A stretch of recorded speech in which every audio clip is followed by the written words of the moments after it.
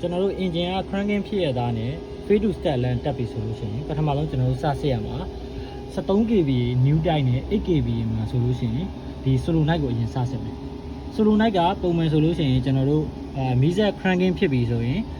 controller pin 36ကိုvoltage ရောက်မယ် controller pin 36ကမှတစ်ဆင့်ကျွန်တော်တို့ fuel relay ကနေပြီးတော့ကျွန်တော်တို့ solenoid ကိုတွဲဖို့ရောက်မယ်အဲ့ဒါဆိုလို့ရှိရင် solenoid က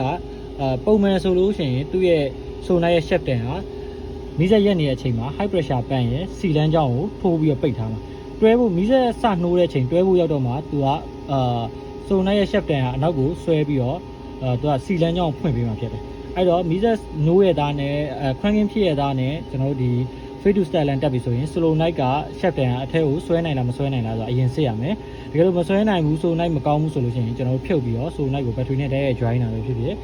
ပြီးရင် controller voltage ရောက်လာ36ပင်ရဲ့ကျွန်တော်တို့ fuel relay ရဲ့ကိုစစ်ရမယ်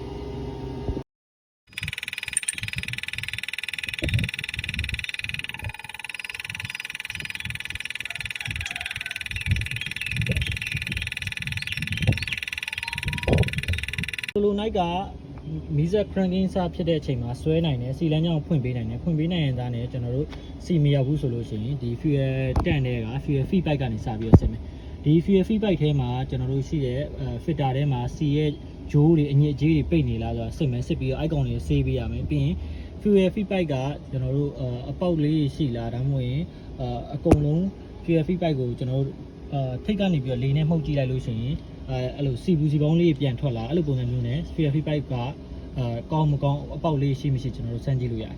fuel feedback မှာကျွန်တော်တို့ကောင်းပြီဆိုလို့ရှိရင်fuel feedback ကကောင်းတယ်fuel feedback ရဲ့ filter မှာလည်းဂျိုးတွေပါကတ်မနေဘူးဆိုရင်ဒီ fuel feedback ကနေပြီးတော့ကျွန်တော်တို့သွားမယ့်စီလိုင်းကကျွန်တော်ဟိုဘက်က electric pan ကိုရောက်မယ်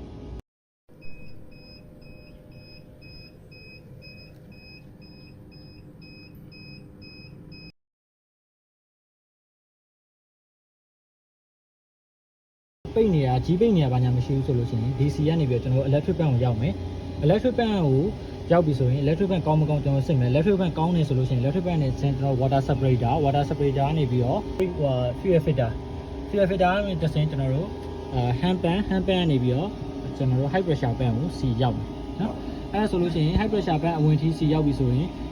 high pressure pan အဝင်ထိစီရောက်ရတဲ့နဲ့ engine cranking ဖြစ်ပြီးတော့မီးစက်မနှိုးနိုင်ရင် high pressure pan ကိုဖြုတ်ပြီးတော့ကျွန်တော်တို့ဒီ high pressure pan state ကိုချက်စစ်ကြည့်မှရမယ် high pressure pan အဝင်က pipe 3လုံး pipe တွေဖြုတ်မယ်ဖြုတ်ပြီးရင်ကျွန်တော်ဒီ high pressure pan ကစီထွက်တာမှန်ကျွန်တော်စစ်မယ် high pressure pan ကစီထွက်တာမှန်တယ်ဆိုရင်ကျွန်တော်တို့ nozzle တွေဖြုတ်ပြီးတော့ nozzle တွေမှာရောစီရောက်တာမှန်အရင်စစ်ရမယ်နော်